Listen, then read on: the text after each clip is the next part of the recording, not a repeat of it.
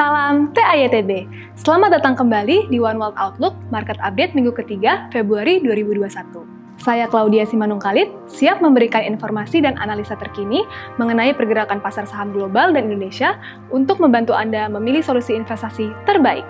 Dimulai dari pandangan secara global, pasar saham global menguat selama sepekan lalu, di mana indeks gabungan saham global MSCI All Country World menguat 1,7%. Penguatan ini terjadi secara luas, dengan bursa saham negara maju menguat 1,6% dan bursa saham negara berkembang menguat sebanyak 2,4%. Bursa saham Amerika Serikat melanjutkan penguatan menuju rekor tertinggi baru setelah sempat melemah di 2 pekan lalu, menyusul kekhawatiran investor akan meningkatnya perdagangan spekulatif yang disebabkan oleh fenomena aktivitas perdagangan investor retail. Bursa saham Amerika Serikat berhasil ditutup lebih tinggi secara keseluruhan dan membukukan kenaikan mingguan, di mana indeks Dow Jones menguat 1%, S&P 500 menguat 1,2%, dan Nasdaq Composite menguat 1,7%.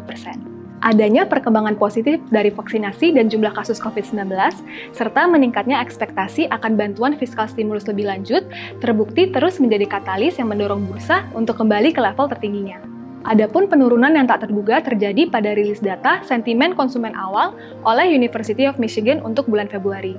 Indeks sentimen konsumen untuk bulan Februari secara mengejutkan berada di level 76,2, turun dari pembacaan bulan Januari di level 79.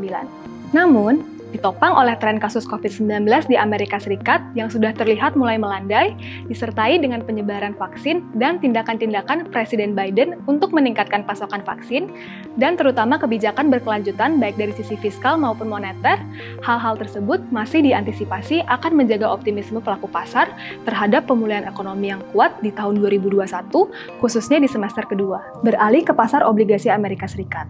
US 10-year Treasury melemah selama sepekan lalu, tercermin melalui imbal hasil atau yield yang bergerak lebih tinggi, mencapai level 1,2% untuk pertama kalinya dalam 1 tahun terakhir.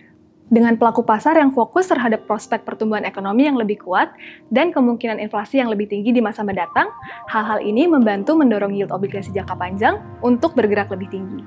Berfokus pada Indonesia, bursa saham Indonesia pun berhasil bertahan di zona hijau sepanjang perdagangan pekan lalu, walaupun investor asing terlihat melakukan aksi jual bersih. Indeks harga saham gabungan atau IHSG sepanjang pekan lalu menguat 1,15% ke level 6.222 di penutupan hari Kamis tanggal 11 Februari. Berikut beberapa katalis bagi IHSG selama sepekan lalu. Pertama, dirilisnya indeks keyakinan konsumen atau Consumer Confidence Index. Meskipun angkanya melemah dari bulan Desember ke bulan Januari, namun terlihat bahwa secara keseluruhan keyakinan konsumen berada dalam tren pemulihan bertahap. Hal tersebut mengindikasikan bahwa walaupun pesimisme masyarakat masih ada dalam memandang outlook ekonomi, namun pemulihan konsumsi dapat diantisipasi di awal tahun ini. Kedua, adanya kabar positif dari bursa global, terutama Amerika Serikat, yang semakin dekat untuk mengesahkan fiskal stimulus pandemiknya senilai 1,9 triliun US dollar. Dan yang terakhir adalah sentimen positif dengan melandainya temuan kasus baru COVID-19 di Indonesia dalam 3 hari berturut-turut. Sejak tanggal 9 Februari, temuan kasus baru virus COVID-19 di Indonesia berada di kisaran 8.000 kasus per hari, dari yang sebelumnya berada di kisaran 10.000 kasus per hari.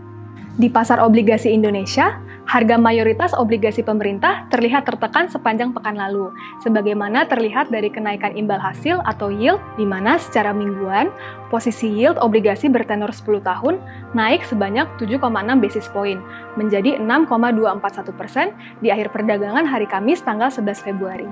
Beralih ke mata uang, nilai tukar rupiah telah menguat selama 4 hari berturut-turut pada perdagangan pekan lalu dan sudah berada di bawah Rp14.000 per US dollar. Tren penguatan rupiah ditopang oleh penurunan indeks US dollar sebesar 0,7%. Pada perdagangan terakhir di hari Kamis tanggal 11 Februari, rupiah ditutup di level 13.970 per US dollar, membuat rupiah berhasil menguat 0,36% terhadap US dollar selama sepekan kemarin. Penguatan nilai tukar rupiah didorong juga oleh adanya ekspektasi stimulus fiskal di Amerika Serikat, serta pemerintah dan Bank Sentral Amerika Serikat yang dilihat akan tetap mempertahankan kebijakan makro yang akomodatif untuk menstimulasi perekonomian. Sekian informasi dan analisa kali ini. Untuk mengikuti update pasar terkini, Anda dapat mengakses weekly market journal kami melalui link di bawah ini. Saya Claudia Simanungkalit, Nantikan One World Outlook berikutnya minggu depan. Salam TAYTB!